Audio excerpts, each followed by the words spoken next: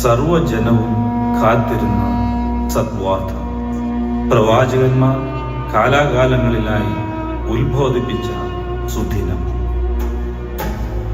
ജീവന്റെ നക്ഷത്രം ഉദയം ചെയ്തറിഞ്ഞ് വിദൂഷികളായ മബൂശന്മാർ പൊന്നും മൂലും കുന്തിരിക്കവുമായി ബേത്ലഹേം ലക്ഷ്യമാക്കി യാത്രയായി. ദൈവത്തിന്റെ അളവറ്റ കൃപയാൽ തിരുപ്പിറവിയുടെ ഓർമ്മ പുതുക്കി സ്നേഹം പങ്കിടാൻ നാം ഈ സന്ധ്യയിൽ ഒത്തുകൂടുമ്പോൾ നമുക്കും ഈ യാത്രയിലൊന്ന് പങ്കുചേരാം. Carrollton saint Mary's Malankara Jacobite Syrian Orthodox ചർച്ചിന്റെ സ്നേഹാഭിവാദ്യങ്ങൾ.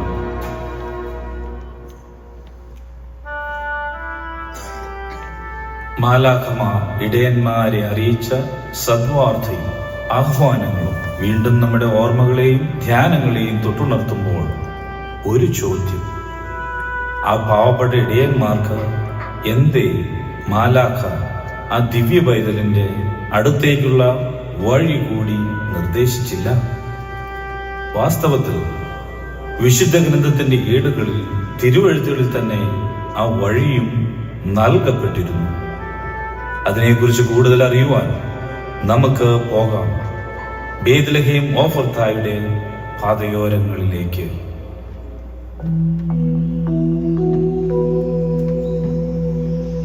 ശലോം അലേക്കും.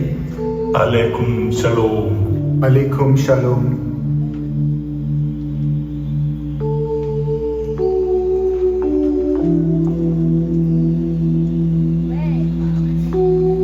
ഞങ്ങൾ അല്പസമയം നിങ്ങളുടെ അടുത്തിരുന്ന് വിശ്രമിക്കാൻ ആഗ്രഹിക്കുന്നു.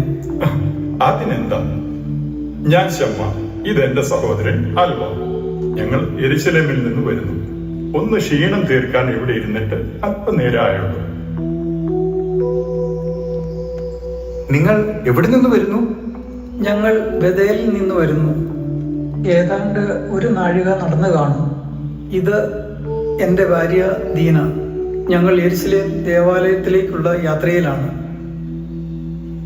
ഈ സ്ഥലം ഏതാണ്? കൃത്യമായി പറഞ്ഞാൽ ഇതാണ് ബേത്ലഹേം ഓഫ്രത്ത. ആ കുന്നിൻ മുകളിൽ കാണുന്നതാണ് റാഹേലിന്റെ സ്തംഭം. പിതാവായ യാക്കോബ് തന്റെ പ്രിയ ഭാര്യയെ അടക്കം ചെയ്ത സ്ഥലമാണത്. ദാവീദിന്റെ ജന്മദേശവും അദ്ദേഹത്തിന് ഏറ്റവും പ്രിയപ്പെട്ടതുമായ ഭൂപ്രദേശവും ഇത് തന്നെ.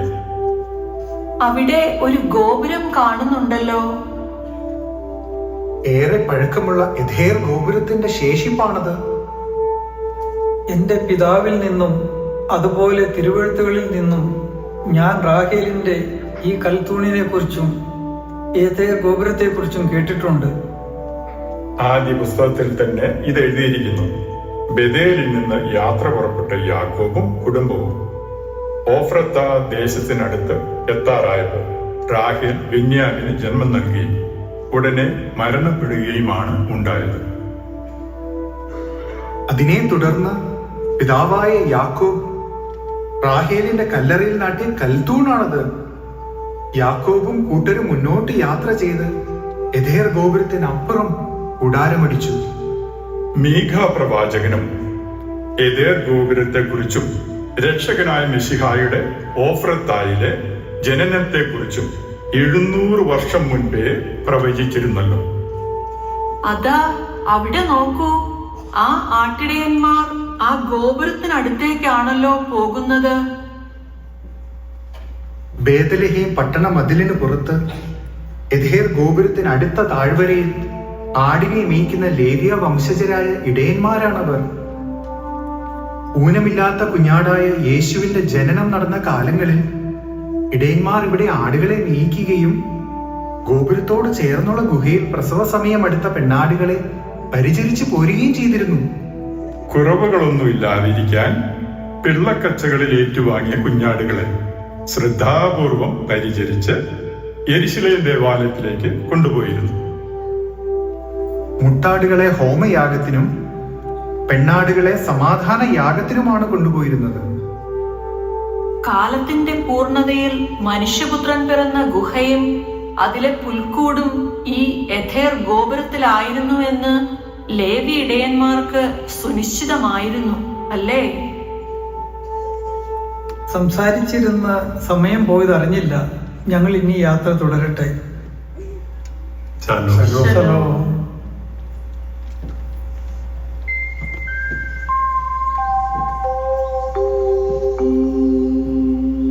ഇതാ, ആ നല്ല ദിവസം വന്നെത്തിയിരിക്കുന്നു. ദൂരെ തെളിയുന്ന നക്ഷത്രങ്ങൾ നീ കണ്ടുവോ? ലോകമാകെ കുളിർമഞ്ഞണിഞ്ഞ സന്തോഷത്തിലായിരിക്കുന്നു. നീ ഓർക്കുന്നുണ്ടോ ആ ദിവസം? പിന്നെ ഞാനിന്ന് വളരെ ചെറിയ കുട്ടിയായിരുന്നു. ആടുമേയ്ക്കുവാൻ അപ്പൻ്റെ കൂടെ പോകുവാൻ കിട്ടിയ ആദ്യ അവസരം. എന്തൊരു ഉത്സാഹമായിരുന്നു അന്ന്. തീയെല്ലാം കാഞ്ഞ് ഉറങ്ങാനൊരുങ്ങിയ സമയം. എല്ലാം നല്ല മിഴിവോടെ എന്റെ കൺമുന്നിൽ ഇന്നും തെളിഞ്ഞു നിൽക്കുന്നു. പേടിയും അത്ഭുതവും ആകാംക്ഷയും ഒരുമിച്ച് ചേർന്ന് നമ്മൾ അനുഗ്രഹീതരായ നിമിഷം. ഭയപ്പെടേണ്ട, സർവ്വജനത്തിനും ഉണ്ടാകുവാനുള്ള ഒരു മഹാസന്തോഷം ഞാൻ നിങ്ങളോട് സുവിശേഷിക്കുന്നു. കർത്താവായ ക്രിസ്തു എന്ന രക്ഷിതാവ് ഇന്ന് ദാവീദിന്റെ പട്ടണത്തിൽ നിങ്ങൾക്കായി ജനിച്ചിരിക്കുന്നു. നിങ്ങൾക്ക് അടയാളം, ശീലകൾ ചുറ്റി പശുത്തൊട്ടിലിൽ കിടക്കുന്ന ഒരു ശിശുവിനെ നിങ്ങൾ കാണും. The angels echo through the sky the night that Jesus was born, to tell the world the Lord has come, born to bring us joy. The shepherds hearing their song that night came running from Bethlehem's hills to kneel before the baby boy, born to bring us joy. മാലാഖയുടെ അത്ഭുതകരമായ അറിയിപ്പും സ്വർഗീയ സംഗീതവുമെല്ലാം ഇന്നും എന്റെ കാതുകളിൽ മുഴങ്ങുന്നു. മനസ്സും ഹൃദയവും സ്വർഗത്തോളം എത്തിയ അങ്ങനെ ഒരു അനുഭവം പിന്നെ ഉണ്ടായിട്ടേയില്ല. പാവപ്പെട്ട ആട്ടിടയരായ നമ്മുടെ പിതാക്കന്മാർക്ക് വേറൊന്നും ചിന്തിക്കാനില്ലായിരുന്നു. ആടുകളെ എല്ലാം ഒരുമിച്ചാക്കി ആ അത്ഭുത വാർത്ത തേടി എല്ലാവരും യാത്രയായി. അതെ, അന്ന് നമ്മൾ അവിടെ കണ്ടു നമ്മുടെ മശിഹായെ. ദരിദ്രരായ മാതാപിതാക്കൾക്കൊപ്പം പുൽക്കൂട്ടിൽ സകല പ്രവാചകന്മാരും കാണുവാൻ ആഗ്രഹിച്ച കാഴ്ച. ആ ആനന്ദ കാഴ്ചയിൽ നമ്മൾ അലിഞ്ഞ ഇല്ലാതെയായി. ആ കാഴ്ചകളിലേക്ക് നമുക്കൊന്നുകൂടി പോയാലോ? ആത്മാവിൽ ദരിദ്രരായവർ ഭാഗ്യവാന്മാർ, സ്വർഗരാജ്യം അവർക്കുള്ളത്. ഹൃദയശുദ്ധിയുള്ളവർ ഭാഗ്യവാന്മാർ, അവർ ദൈവത്തെ കാണും.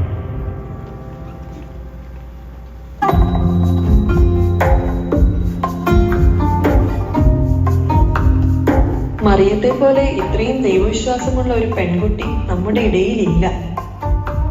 ജോസഫും വളരെ നീതിമാനായ ഒരാളാണ്. അതെ അതെ, ഇവർ തമ്മിൽ ചേരുന്നത് ദൈവനിശ്ചയം തന്നെ. ഇവർക്ക് ജനിക്കുന്ന തലമുറ തീർച്ചയായും അനുഗ്രഹിക്കപ്പെട്ടതായിരിക്കും. അത് പിന്നെ പറയാനുണ്ടോ? ഹന്നായും യോയാക്കിയും റാഹേലും എത്ര നല്ല ആളുകളാണ്. അവരുടെ തലമുറയെ ദൈവം അനുഗ്രഹിക്കാതിരിക്കുകയില്ല.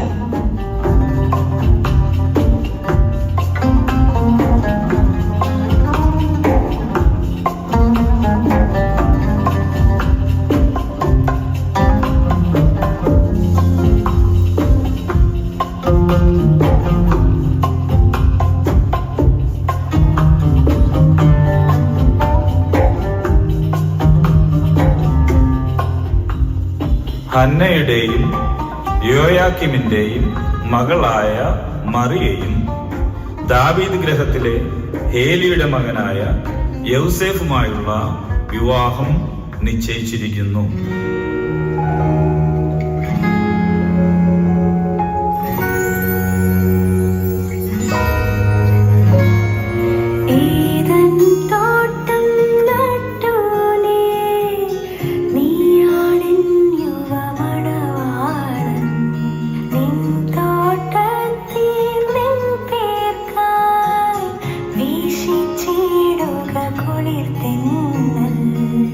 സത്യമാണാ നീതി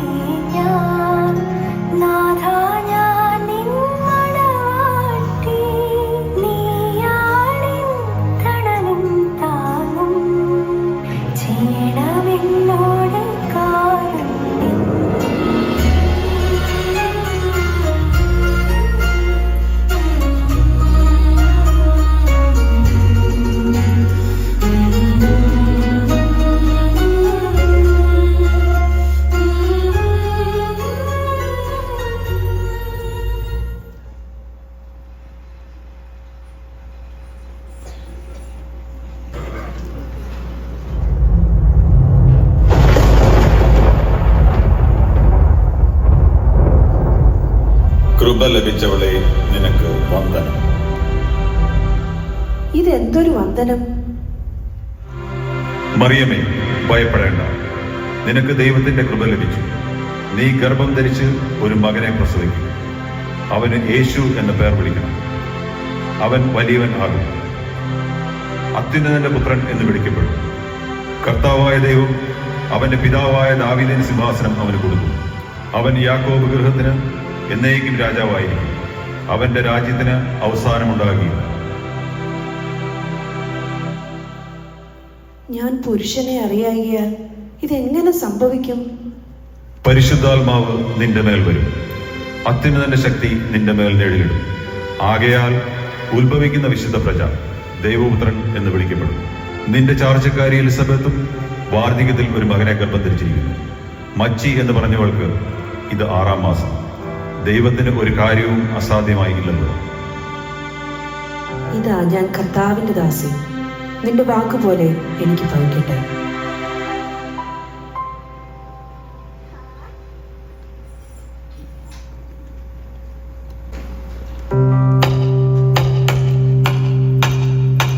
ഷാലോം അലൈക്കും. അലൈക്കും ശാലോം. ഞാനൊരു പ്രധാനപ്പെട്ട കാര്യം അറിയിക്കുവാനാണ് വന്നത്. ദൈവദൂതന്റെ ഒരു അരുളപ്പാട് ഇന്നലെ എനിക്കുണ്ടായി. കന്യകയായ ഞാൻ ദൈവകൃപയാൽ ഗർഭം ധരിച്ച് അത്യുന്നതനായ ദൈവത്തിന്റെ പുത്രനെ പ്രസവിക്കുമെന്നായിരുന്നു ആ വചനങ്ങൾ. പിന്നെ എന്റെ ബന്ധുവായ വൃദ്ധയായ എലിസബത്തും ഗർഭം ധരിച്ചിരിക്കുന്നു. ഞാൻ നാളെ അവിടേക്ക് യാത്രയാവുകയാണ്. ഞാൻ പോയി വരാം.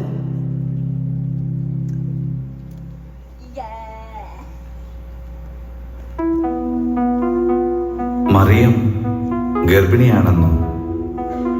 ഇനി എങ്ങനെ ഞാൻ അവളെ ഭാര്യയായി സ്വീകരിക്കും? ഇല്ലെങ്കിൽ ഈ സമൂഹം അവളെ കല്ലെറിഞ്ഞു കൊല്ലും.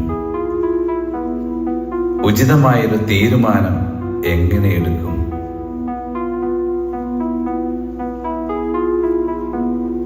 ആരും അറിയാതെ രഹസ്യമായി ഉപേക്ഷിക്കുന്നതാവും നല്ലത്.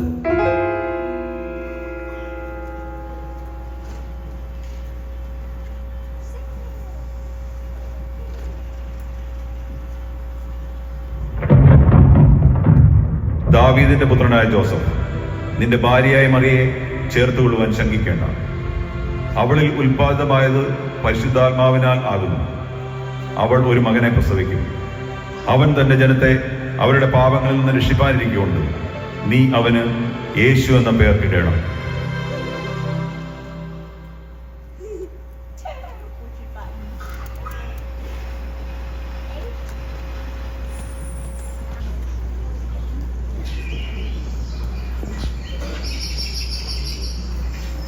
പിതാവേ, നിനക്ക് വന്ദനം. പിതാവേ, അമ്മായി എവിടെ? പിതാവിന് എന്തു പറ്റി? ഒന്നും മിണ്ടുന്നില്ലല്ലോ. അമ്മായി, നിനക്ക് വന്ദനം. സ്ത്രീകളിൽ നീ അനുഗ്രഹിക്കപ്പെട്ടവൾ, നിന്റെ ഗർഭഫലവും അനുഗ്രഹിക്കപ്പെട്ടത്. എൻ്റെ കർത്താവിൻ്റെ മാതാവ് എൻ്റെ അടുത്ത് വരുവാനുള്ള ഭാഗ്യം എനിക്ക് എവിടെ നിന്നുണ്ടായി? എൻ്റെ ഉള്ളം കർത്താവിനെ മഹിമപ്പെടുത്തുന്നു. എൻ്റെ ആത്മാവ് എൻ്റെ രക്ഷിതാവായ ദൈവത്തിൽ ഉല്ലസിക്കുന്നു. അവൻ തൻ്റെ ദാസിയുടെ താഴ്ച കടാക്ഷിച്ചിരിക്കുന്നുവല്ലോ. ഇന്നു മുതൽ എല്ലാ തലമുറകളും എന്നെ ഭാഗ്യവതി എന്ന് വാഴ്ത്തും. നിന്റെ വന്ദനസ്വരം എൻ്റെ ചെവിയിൽ വീണപ്പോൾ പിള്ള എൻ്റെ ഉദരത്തിൽ ആനന്ദം കൊണ്ട് തുള്ളി. കർത്താവ് തന്നോട് അരുളി ചെയ്തത് നിവർത്തിയുണ്ടാകുമെന്ന് വിശ്വസിച്ചവൾ ഭാഗ്യവതി. നമ്മുടെ പിതാക്കന്മാരോട് വാഗ്ദത്തം ചെയ്തതുപോലെ അബ്രഹാമിനും അവന്റെ സന്തതിക്കും എന്നേക്കും കരുണ ഓർക്കേണ്ടതിന് തന്റെ ദാസനായ ഇസ്രായേലിനെ തുണച്ചിരിക്കുന്നു. നീ ഇത്രയും ദൂരം തനിച്ചാണ് വന്നത്? ഞാനെന്തിനു ഭയക്കണം? അവനെന്റെ ബലവും കോട്ടയും സങ്കേതവുമാകുന്നു. പിന്നെ ഞാനിവിടെ കുറച്ചുനാൾ നിന്നിട്ടേ മടങ്ങിപ്പോകുന്നുള്ളൂ. എൻ്റെ കർത്താവിൻ്റെ അമ്മ എന്നെ പരിചരിക്കുവാനോ?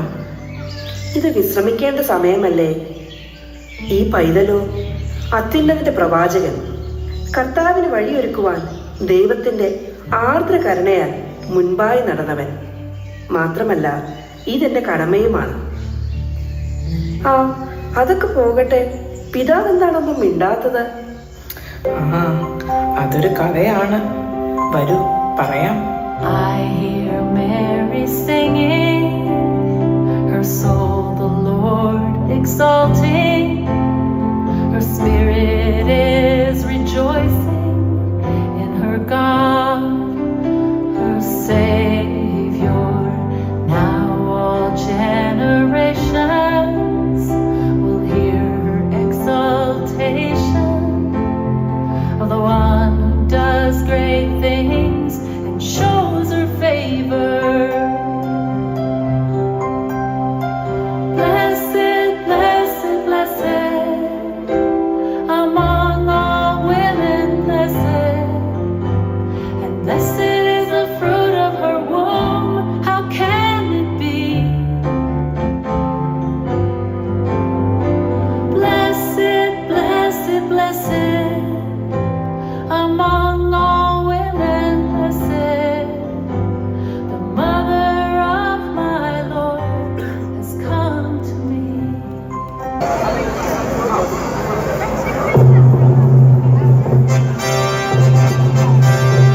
അഗസ്ത്യസീസറുടെ കൽപ്പനയാണ് എല്ലാവരും അവരവരുടെ പിതാക്കന്മാരുടെ പട്ടണത്തിൽ ചെന്ന് കുടുംബസമേതം പേര് ചാർത്തണം. ഇത് ലംഘിക്കുന്നവർക്ക് കഠിനമായ ശിക്ഷാവിധി ഉണ്ടാകുന്നതാണ്.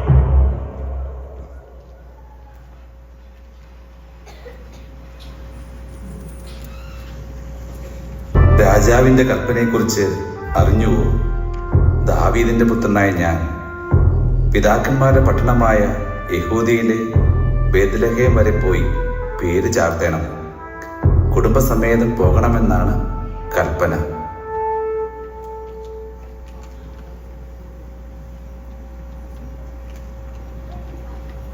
അങ്ങനെ ജോസഫും ദാവീദിന്റെ ഗൃഹത്തിലും കുലത്തിലും ഉള്ളവനാകൊണ്ട് തനിക്ക് വിവാഹം നിശ്ചയിച്ചിരുന്ന ഗർഭിണിയായ ഭാര്യയോടും കൂടെ ചാർത്തപ്പെടേണ്ടതിന് ഗലീലയിലെ നസ്രേത്ത് പട്ടണം വിട്ടു. യഹൂദിയിൽ ബേത്ലഹേം എന്ന ദാവീദിൻ പട്ടണത്തിലേക്ക് പോയി. അവൾക്ക് പ്രസവത്തിനുള്ള കാലം തികഞ്ഞിരുന്നു. അവർ പട്ടണത്തിലെത്തിയപ്പോൾ നേരം നന്നേ ഇരുട്ടിയിരുന്നു. മലകളും മരുഭൂമിയും താണ്ടി രണ്ടുപേരും ക്ഷീണിച്ച് അവശരുമായിരുന്നു. വഴിയമ്പലങ്ങളും സത്രങ്ങളും എല്ലാം നിറഞ്ഞിരുന്നു. മുട്ടിയ വാതിലുകളെല്ലാം അവർക്ക് മുന്നിൽ അടയ്ക്കപ്പെട്ടു. വേദനയും ക്ഷീണവും തളർത്തിയ ശരീരത്തോടെ മറിയയും യോസേഫും ബേത്ലഹേമിന്റെ വീഥികളിൽ തല ചായ്ക്കാൻ ഒരിടത്തിനായി ഉഴറി നടന്നു. ഈ ലോകനാഥനെയും ഉദരത്തിലേറ്റി.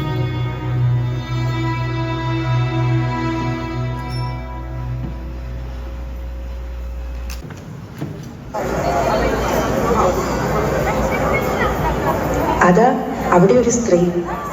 നമുക്ക് അവരോടൊരിടം ചോദിക്കാം.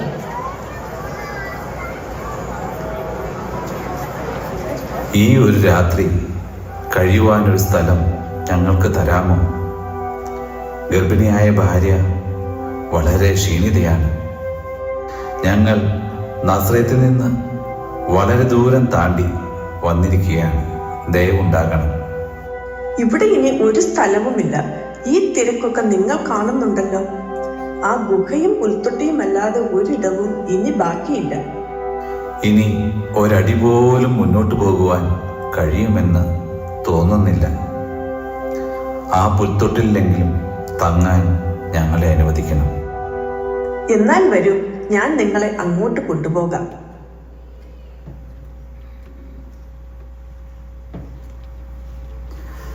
ഞാനിവിടെ എല്ലാം ഒന്ന് ശരിയാക്കിയെടുക്കാം.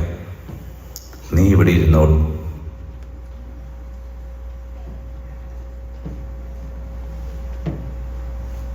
മുറ്റം നീട്ടിന്നോവെന്നിൽ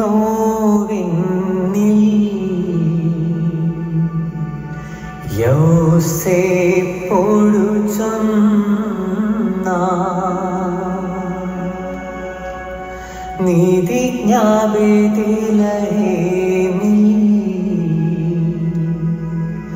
ഗുഹയിൽ പോയിടാ ഇല്ലൊരു പായും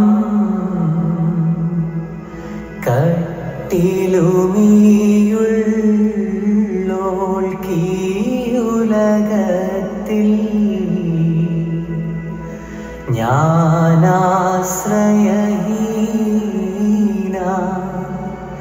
ലോകപുരാതനനേ ഗുഹയിൽ പ്രസവിച്ചയ്യോ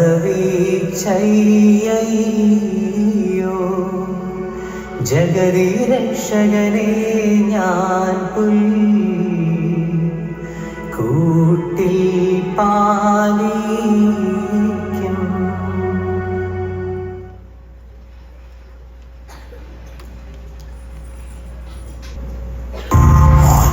ജനിക്കാൻ അനുവദിച്ചുകൂടാ.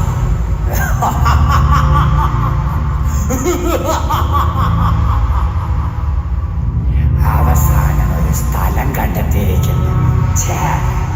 രാജാവാണ് രാജാവ്. സാത്താനെ, ദൂരെ പോകും. ഈ സ്ഥലം പരിശുദ്ധമാകുന്നു. നിന്റെ കൗശലങ്ങൾ ഇനി നടക്കില്ല.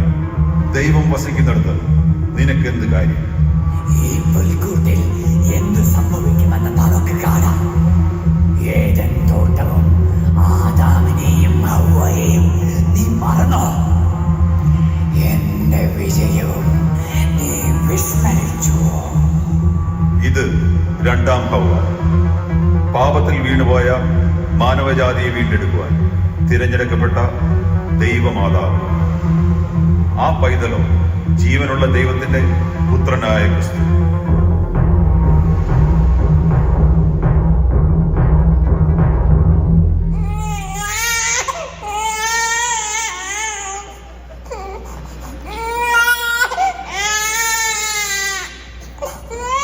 ഞാൻ നിനക്കും സ്ത്രീക്കും നിന്റെ സന്തതിക്കും തമ്മിൽ ശത്രുത്വം ഉണ്ടാക്കും. അവൻ നിന്റെ തല തകർക്കും.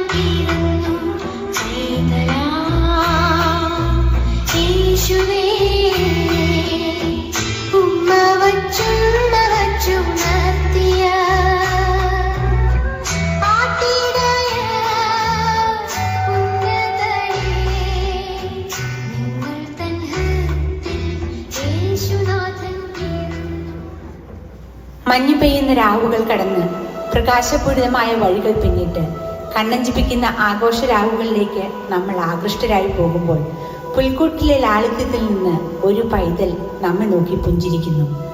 ആ നക്ഷത്ര കണ്ണുകളിൽ മാനവരാശിയുടെ മോചനത്തിന്റെ, പാപപരിഹാരത്തിന്റെ, പ്രതീക്ഷയുടെ പൊൻകതിരുകളാണുള്ളത്. ക്രിസ്മസ് രാവിനെ വരവേൽക്കാൻ കാത്തിരിക്കുന്ന നമുക്ക് ഓരോരുത്തർക്കും എന്ത് സമ്മാനമാണ് കരുതുവാനാവുക? ഏറ്റവും വിലയേറിയ സമ്മാനം തന്നെയല്ലേ നമ്മൾ നൽകേണ്ടത്? മനുഷ്യപുത്രൻ ജനനം മുതൽ അന്വേഷിക്കുകയാണ് പാർക്കാൻ ഒരിടം. അത് മറ്റൊന്നുമല്ല, നമ്മുടെ മനസ്സാണ്. നമ്മുടെ ഉള്ളിലാണ് ദൈവം വസിക്കേണ്ടത്. ഹൃദയ കവാടം തുറന്ന് നമുക്ക് യേശുവിനെ സ്വാഗതം ചെയ്യാം.